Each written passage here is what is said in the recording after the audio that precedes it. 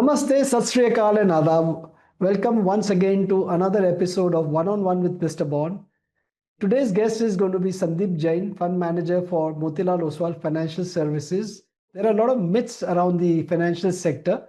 Is it only banking? Is it only NBFCs? What is it beyond NBFCs and banks?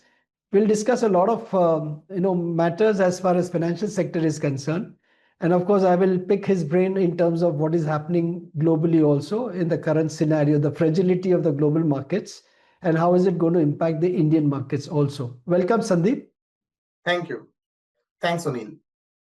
So, Sandeep, first and foremost, there are a lot of myths as far as the financial sector is concerned, because as a layperson, the only thing which we think of in the financial sector is banks and the NBFCs. So if you can elaborate as to what all does financial sector include to start with, and then we'll take this conversation forward. Thanks, Sunil. Thanks for the question. And really appreciate that today we are discussing this financial services. So if you look at over a period of time, Indian market has come up with banks, the lending activity, and the NBFC, where the banks were not able to go because of their reach and because of the problem in terms of the assessment of credit. NBFC has provided them a reach. But over a period of time, if you look at, the sector has become much more broad. And you have included life insurance, you have included general insurance, we have included capital market, we have included the exchanges, we have included the fintechs also. And we have included the finablers also. When I'm calling the finablers who is pushing or who is providing a kind of means to lending associates, lending institutes to provide the loan. So if you look at this sector becomes very wide, and over a period of time, if I look at 2010, the overall market cap of FSI was somewhere around 7.4 trillion, right? And at that point of time, 90% was lending only, that is banks plus NBFC. Sure. Currently, the market cap at the end of FY25, it is somewhere around 91 trillion. From 7 trillion to 91. From 7.4 trillion to 91 trillion. Wow. And the important point is that the lending portion is now 80% and 20% is your insurance, capital market, fintech, and all other ancillary sectors. So it's a wide spectrum which we are covering. It's not just the banking and the NBFCs which we started with. Now tell me, what are the benefits of migration from, we were physical, now we are going digital. So what are the benefits of migration in this phase, which has taken this sector from 7 trillion to 91 trillion?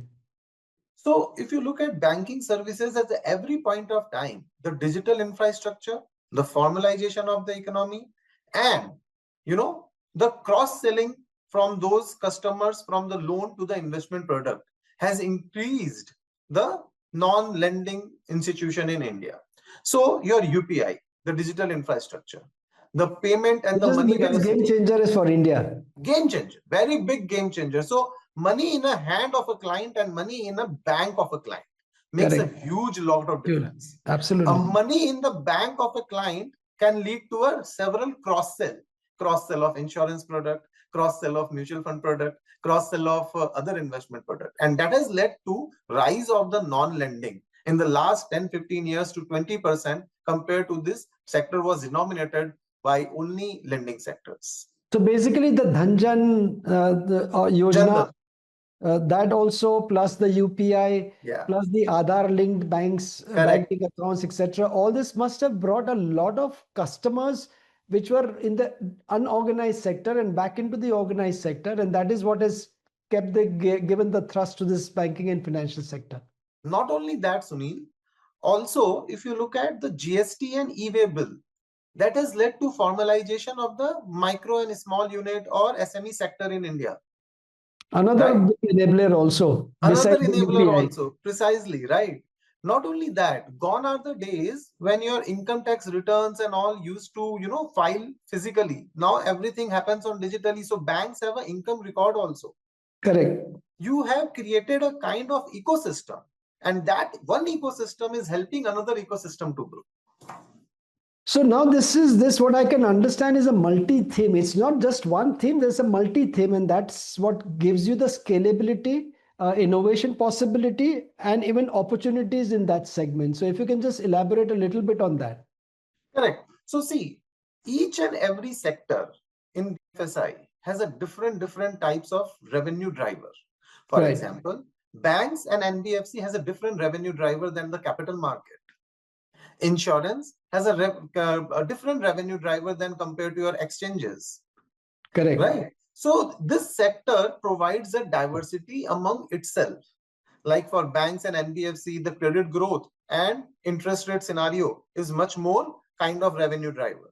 Right. For capital market, there are two parts. One is the exchanges, one is the normal AMC part. AMC part is because of the flow and market share. Exchanges because of the number of orders in the exchanges. Then they come to the insurance, which is a steady state sector of 12-13% kind of growth because we are highly under penetrated country. Right. So all this segment provides a diversified revenue source, and this is the reason why this sector is becoming so diversified. And among its sector, it is a provides a diversification to an investor. And that also is reflected in the overweight in the Nifty and the Sensex also, I guess. Exactly. So currently, 33% of the Nifty pack is from the BFSI. Wow. Right, which was somewhere around 16% some 15 years back. So financial, sorry, go ahead. And 24% of the market cap of India equity market is BFSI, which was around 12% some 15 years back. Awesome. So huge growth, and it continues to grow also. Yeah. Now what I see is, the lending has grown from 17.8 lakh crores to 69 crores 4x, and non-lending has grown from 2.1 lakh crores to almost 30.90, 15x. Now what is non-lending? So non-lending is something which is a fee-based, like general insurance, life insurance, AMC, exchanges, your depository services providers, they are the non-lending, right? The point is that it's not that 4x is bad. In the last 10 years, if you're lending banks plus NBFC plus SFB, the market cap has grown 4x is not bad. 10 years 4x is not bad. But 10 years 15x is too good. Too good. Too good. Right. And the growth is coming from there. Right. And some of them are providing loans and providing a facility to bank to grow their balance sheet also. Oh, okay. Right. Some of them are sourcing loan digitally, and that loan is funded by the bank.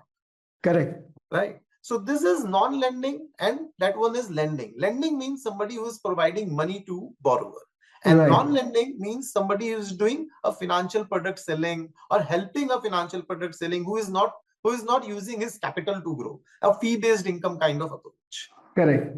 So now tell me, evolution of the financial services sector over the years, it's growing relevance. So we have included from banks to NBFCs to insurance to commodity exchanges to capital markets to, so what is this growing relevance of these segment entirely? And how does it contribute to the overall GDP growth of the country?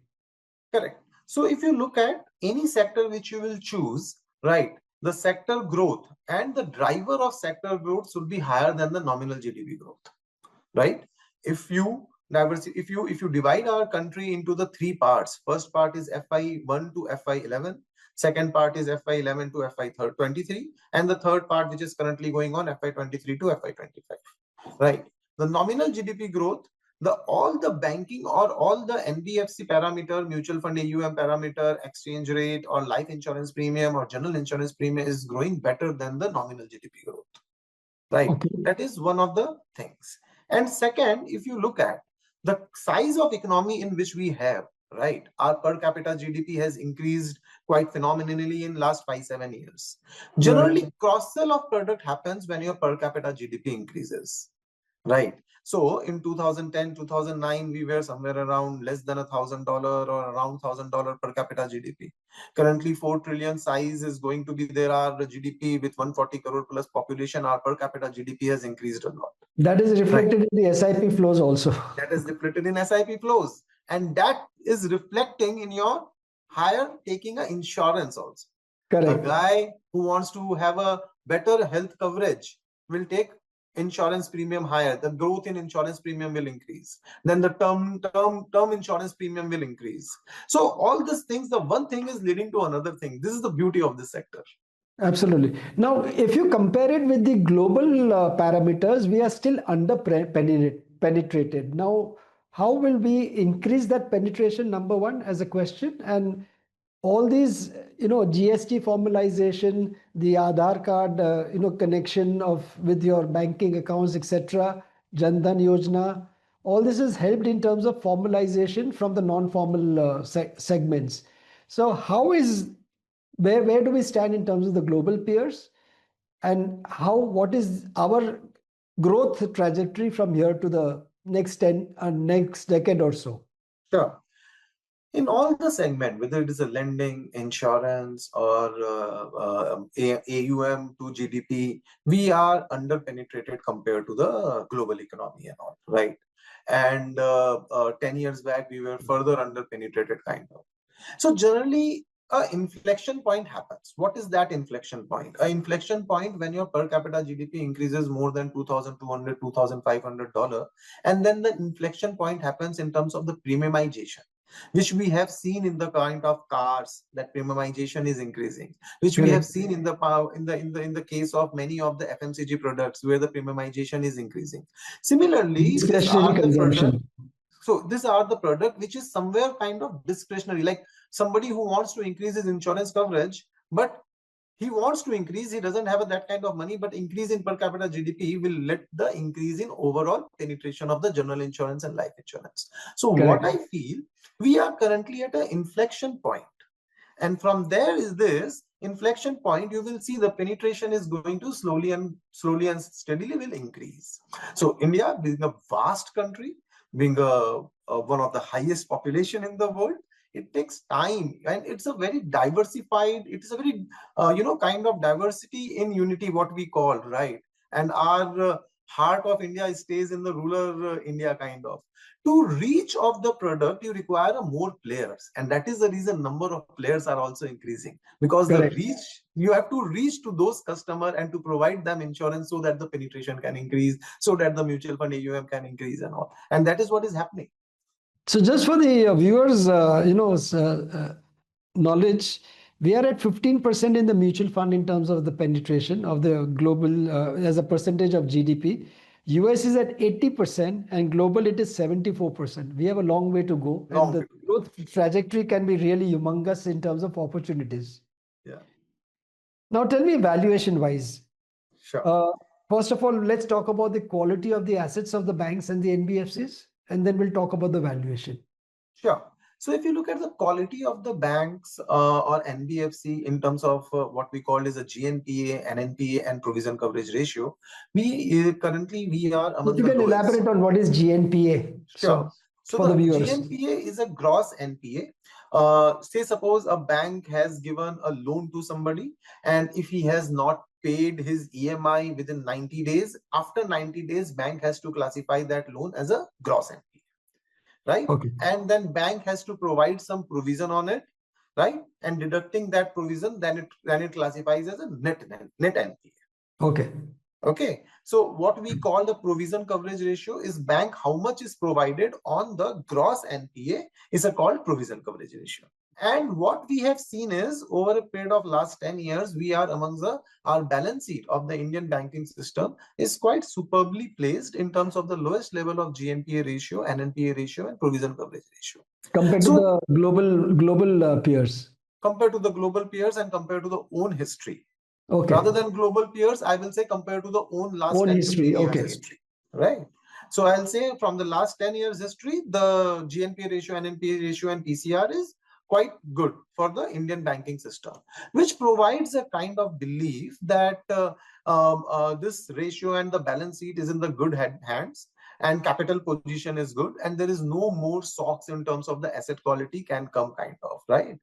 And in terms of valuation, if I look at Nifty Bank and Nifty Financial Services valuation, as per the Bloomberg consensus for FY26, FY27, FY28, they are at least 20% to 25% lower than the broader market index. Yeah, so we'll touch upon valuations a Yeah. little bit later. So Sandeep, now let's talk about the tailwinds which the sector is having because of the fiscal and the monetary help which they have got from the government also. So first of all, the income tax relief, the GST relief, which is almost added 1 lakh crore in the hands of the investors, then CRR cuts, the OMO purchases, then the rupee dollar swaps. So all this has increased liquidity in the system also, which is helping the banking and the financial services sector. So if you can throw light on that, how is this a tailwind? So, how this is a tailwind is whatever the decision in terms of GST has been taken or in terms of income tax has been taken, it is not for a year, right? It is a structural call which has been taken. These are structural reforms. Cutting the GST is a structural reforms. 12 lakh and below, there is no taxation is a structural kind of reform. Correct. Right. So these are the two structural reform which increases the money in the hand of a consumer. The disposable income increases in the hand of the consumer. And with disposable income, either it go to the saving or it go to the consumption. And when it go to the consumption, we all know that in India, car or house or CVs or whatever is there is 60 to 70% all of them are financed by the bank. So in a turn, banks get a kind of credit growth in the system. Second, whatever the measures which has been taken by the central bank, our governor, RBI, cut in the CRR, right, which provides a 2,500 billion of liquidity into the system, then OMO, then dollar swap and all, which creates a kind of downward pressure on the yields, and your cost of the money in the system reduces kind of, right, which helps in terms of further increasing the overall credit growth. So these are the kind of tailwinds which are there. Some of them are structured, some of them to reduce the systemic rate, to increase the growth, and so that the nominal GDP growth can be at a better pace. Perfect. Now let's talk about the valuation. I had written an article on 19 September 2024. At that time, post Fed rate cut, I had said that can financials be the new defensive play? Yeah. Yeah. Right. And actually, it turned out that and you're right, and you're right, and you're damn right. So it actually was an article Yeah. titled that, and and that what happened was there was a de-rating of the price to earnings of almost all the financial sector segments, which includes Nifty Bank, Nifty Financial Services, and Nifty Private Banks. Correct. And during Correct. that period, there was a de-rating which had happened, and the P's had actually come off. So if you can throw light on the valuation matrix, and am I correct in saying what had happened in 24 and what is expected in 26 and beyond? So you're absolutely right. So if you look at what has happened in the 24, if you look at Nifty Bank, Nifty Private Banks, and Nifty Financial Services, Nifty Private Banks have seen a major amount of, kind of PE derating kind of, right? Correct. Compared to Nifty Financial Services and overall Nifty Bank, right? Some of those related to some large mergers and all which has happened into the system, and some large banks are growing lower than the system, and there was a widespread earning downgrade happened on those large cap banks kind of, right? Correct. So that is the reason why Nifty Private Banks, you will see there was a massive downgrade in terms of the earning, and that is the reason why there was a PE derating has happened, which has led to all the financial services, banks, and all derating kind of thing. But if you look at after that, or if you look at kind of small cap or mid cap or small cap run bank or mid cap run bank, right, they have done really well on those period of time. Similarly, what I can understand now, you are seeing a kind of revival in terms of credit growth. You are seeing a revival in terms of earning growth. You may expect earning growth expected to grow at a better pace compared to the previous cycle and all, and then the returns would be follow the earning growth trend. So I am in the kind of camp that I in my view, the earnings and the PE earnings expected to grow at a much better pace compared to the last cycle, and that will drive the return in this space. Perfect. Now let's talk about the elephant in the room. Looking at the current global fragility and what is happening around the globe, how do you foresee equity markets in India A, on the broader perspective, and B, towards this NFO segment? Sure. See, on a broader perspective, as a fund manager, what we always look as a volatility is a friend of a fund manager, not the enemy. During Okay. the volatile times, what you get some of the good stocks at a better valuation, which can provide you a 3 to 5 year or more than that kind of earning visibility. But because of the volatility, because of the situation, the valuations corrected, and now you want to kind of cash on that kind of opportunities. So that is a volatility definition of Sandeep Jain, of myself, right? Absolutely. However, if I look at in terms of the what is happening in terms of the current global scenario and how it can impact our market and all, is the question which you have asked, Sunil. So see, there are two things. One is the domestic earning cycle, and second is the global geopolitical situation, which is creating all type of derating in the market, right? Right. On the earning side, what we feel is, the expectation of the earnings has now largely muted for the next 1 year and all, right? And earning expected to revive, from Q4 onwards and all, right? And in terms, so if so stock performance drives earnings, right? So whatever the earnings are there, earning drive the overall stock performance, right? Correct. So earning expected to improve from Q4 onwards. However, the geopolitical tension, the sentiment impact and all, it's a question that how the things will fall in a place, probably a quarter, probably a 2 quarter. From last 3.5 years, we are seeing this geopolitical tension, right? So there, what I can say is that probably investor, as an investor, one should think it's an opportunity to invest rather than, and the domestic earning cycle is on the kind of reviving mode, rather than looking at what happening into the overall global situation, and wait for 3 to 5 years in terms of the making an overall return. That is what my submission would be. So, I had also written an article in 2025. You have to look beyond Nifty 50 to deliver returns in your portfolio. How correct is that statement? So in the past, in the last question, what I have answered you, that if you look at the cycle from FY21 to FY24, maybe the broader market index of financial services and banks and private banks may not have done well, but the capital market, the small and medium bank, the insurance, the fintechs have done phenomenally well. So, if you're saying the financial sectors, how much reflecting the Nifty Bank, Nifty Financial Services, and whatever are the sub segments as far as the financial sectors are concerned? So Sunil, what I can say is that we will be a active run portfolio there, and will be higher than, so the benchmark is somewhere around 70-75% large cap, Right. and 20-25% kind of mid cap and small cap. We would be higher on mid cap and small cap allocation compared to the benchmark, right? And obviously we will be lower on the large cap allocation compared to the benchmark, right? We will manage the risk and we will manage the return accordingly on that. In terms of the subsector, there is no fixated rule that I will invest so much in the such sectors, right? Correct. This will be a kind of earning driven, growth driven decision would be taken actively at any point of time. I'm sure you must have identified, because you will be collecting money in the NFOs. You must have identified. So, is there any model kind of a portfolio which you have built in the current spectrum? Where would you So, be overweight? so Nifty, what I can say, Nifty yeah. Financial Services, Nifty Lending, non-lending. So what I can say you is that currently in my overall model, in my overall scenario, I am positive on the high cost of borrower companies like NBFCs, high cost borrower sectors like NBFCs, MFIs, of those sort of sectors, where I would be slightly on a overweight, right? Because whenever the interest rate on the system reduces, your cost of borrowing for those subsectors reduces, right? Correct. And it's better to overweight in this cycle, because what we are currently into the rate cut cycle, right? And that is the reason the things are, we would be positive on those NBFCs or SFBs or PSU banker, where the rate cut happens and the earning elasticity to the rate cut is higher, right?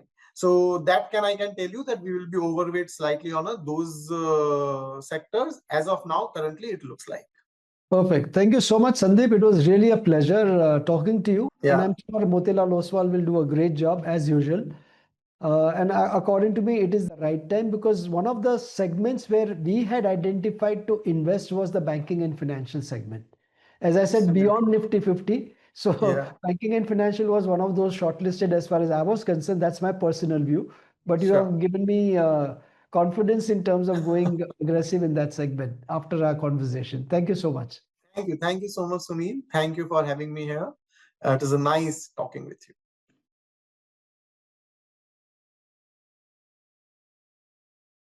Mutual fund investments are subject to market risks. Read all scheme related documents carefully.